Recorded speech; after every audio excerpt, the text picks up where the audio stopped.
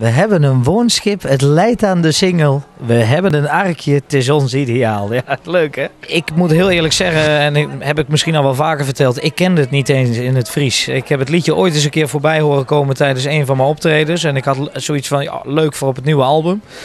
Kijk, je kunt natuurlijk nooit van tevoren verwachten dat een liedje zo uitgroeit dat iedereen het gewoon kent. En het leuke is wel, je komt er dan ook achter dat het in het Fries is uitgebracht door Anneke Dauma. En zij heeft me meteen een berichtje gedaan en succes wensen. En ja, superleuk. Het begin weer van een zomer, de zomer van 2011. Ja, een iets andere start voor mij als normaal. Normaal kom ik al vroeg in het jaar met een nieuwe single en dan voor de zomer brengen we een nieuw album uit.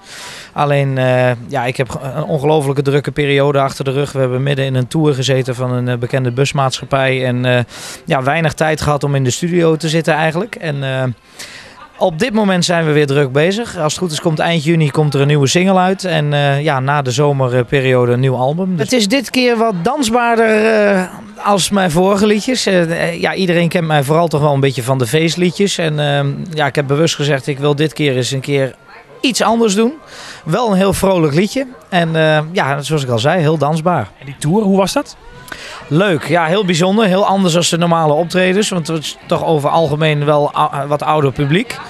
Maar zo ontzettend leuk om te doen. Heel intiem, allemaal in best wel kleine zalen. En gemiddeld elke keer zo rond de 200 mensen. En dat deden we ja, 5 dagen per week en 7 weken lang. Nou ja, goed, je wordt ervoor gevraagd. En ik had zoiets, ja, door de week zijn toch niet de drukste dagen. En het is sowieso altijd wel te combineren. En het was ook elke dag wel op een tijdstip wat in het weekend weer goed te combineren was. Dus ja, dan hoef je er niet over na te denken.